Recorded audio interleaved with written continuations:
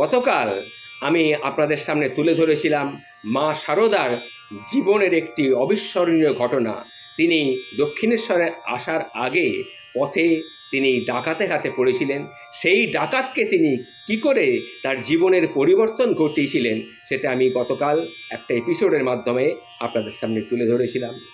আজ আমি আপনাদের সামনে তার পরবর্তী ঘটনা, অর্থাৎ মা শারদা দক্ষিণেশ্বরে এসে উপস্থিত হলেন, তারপরে কি ঘটনা ঘটলো সেই সম্বন্ধে আপনাদের সামনে আমি বলছি।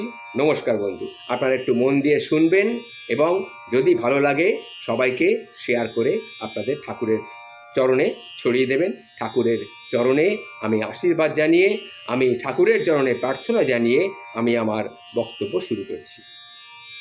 মা শারদা দক্ষিণেশ্বরে পৌঁছে মন্দিরের গিয়ে মা ভবতারিণীর মাকে প্রণাম করলেন।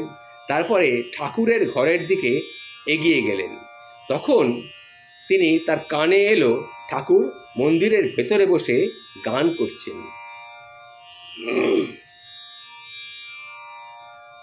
ভেবে দেখ মন কেউ কারো নয়, মিছে মায়া ভূমণ্ডলে। ভেবে দেখ মন কেউ কারো নয়। ঠাকুর মায়ের সামনে বসে গান করছেন। তখন মা শারদা মনে মনে বলছেন, ওই তো ওনার গলা শুনতে পাচ্ছি, কোথাও দেখতে পাচ্ছি না গো, কই গো, তুমি কোথায় গো? তখন ঠাকুর সামনে শারদাকে দেখে তিনি উচ্ছ্বসিত হয়ে পড়লেন, তিনি অবাক হয়ে গেলেন। ঠাকুর তখন বলছে, তুমি এসো, বেশ করেছো গো, বেশ করেছো, খুব ভালো করেছো। অরিদে, কোথায় গেলি রে? এই দেখ তোর মামি এসে, ওরে দে মাদুরটা পেতে দে, মাদুরটা গো, নাও, তুমি ওইখানে বসো গো, তুমি ওইখানে বসো। তখন মা শারদা বলছেন, তুমি এত ব্যস্ত হও না গো, তুমি একটু শান্ত হয়ে বসো তো, আমি ঠিক আছি। না গো, ব্যস্ত হবো কেন, তুমি এতটা পর হেঁটে এসো, তাই একটু জিরিয়ে নাও। তা কতদিন পরে তোমায় দেখলুম গো, তা বাড়ির সবাই ভালো আছে তো গো? তখন মা শারদা নিজের মনে মনে বলছেন, কোথায় পাগল, এ তো দেখছি দিব্যি মানুষটি। তবে যে গ্রামের লোকেরা বলছিল উনি নাকি পাগল হয়ে গেছেন। তখন ঠাকুর মা শারদার মনের কথা ঠিক বুঝতে পেরেছেন। তিনি মা শারদাকে বলছেন, কি গো বউ, কি ভাবছো গা? না মানে সবাই বলছিল আমি পাগল হয়ে গেছি, তাই তো? হ্যাঁ গো, সবাই বলছিল। না মানে তুমি তো অনেকদিন কামারপুকুরে যাওনি, তাই সবাই বলছিল। না গো না, ওরা ঠিক কথাই বলেছে গো, সত্যিই আমি পাগল হয়ে গেছি। ওই মন্দিরের মা ভবতারিণী আমায় পাগল করে দিয়েছে গো, ওই মন্দিরের মা ভবতারিণী আমায় পাগল করে দিয়েছে। জয় মা ভবতারিণী, জয় মা। তা হ্যাঁ গা, তুমি এতদিনে এলে? তখন মা শারদা বলছেন, কেন গো, আগে এলে কি হতো? এলেই যদি, কদিন আগে আসতে পারলেনি? এখন কি আর আমার সেজবাবু আছে যে তোমার যত্ন আত্তি করবে? কমাস হলো দেহ রেখেছেন, সে থাকলে সে আজ তোমাকে অট্টালিকায় রাখতো গো,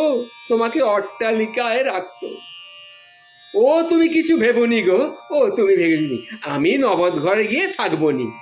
না গো না, মা আমায় সব বলে দিয়েছে, তুমি জ্বর গায়ে এসো, এখানে ডাক্তারের কোনো অসুবিধা হবে নি গো, তুমি এই ঘরে আমার কাছেই থাকো, ভালো হয়ে গেলে তারপরে না হয় গিয়ে ওই নবদ ঘরে থাকবে খন। তুমি জানলে কি করে যে আমার জ্বর হয়েছে? কেনে গো কেনে, কাল রাতের বেলায় ঘুমের ঘোরে তুমি কিছু টের পাওনি বুঝি? হ্যাঁ গো, কাল রাতে যখন ডাকাত বাবার ওখানে ঘুমোচ্ছিলাম, তখন হঠাৎ যেন মনে হলো কে আমার মাথায় এসে হাত বুলিয়ে দিচ্ছে। সকালে উঠে দেখি আমার শরীর একদম সম্পূর্ণ সুস্থ হয়ে গেছে। আমি সব জানি গো, আমি সব জানি। মা আমায় সব বলে দিয়েছে গো। মা তোমার ডাকাত বাবার মঙ্গল করবে গো। মা তোমার ডাকাত বাবার মঙ্গল করবে। জয় মা, জয় মা, জয় মা।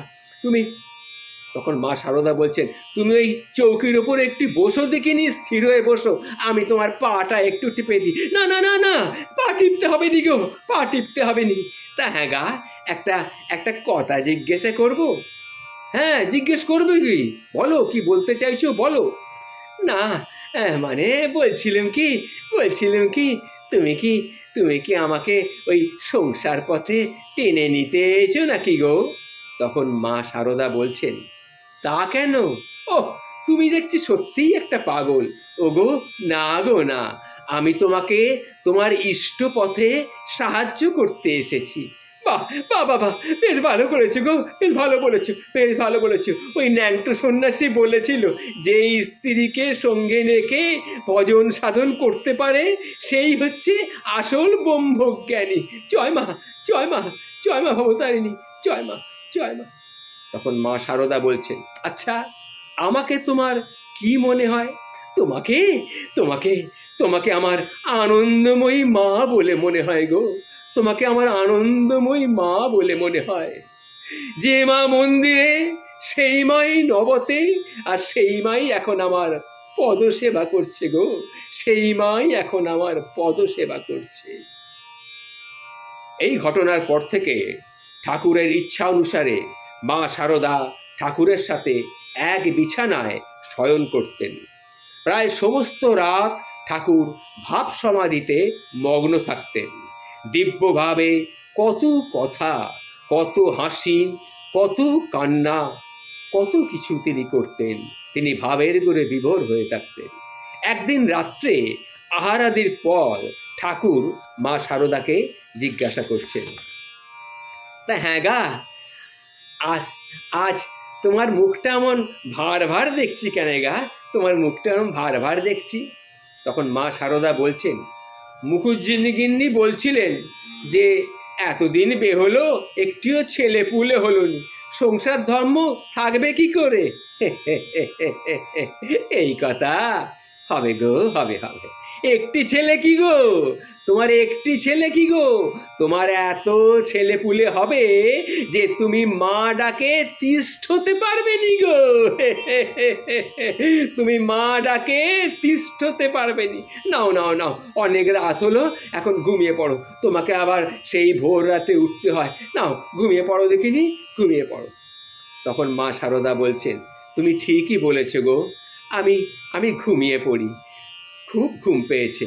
তুমি কিন্তু সারা রাত ধরে পায়চারি করবে না, তুমিও কিন্তু একটু শুয়ে নিও।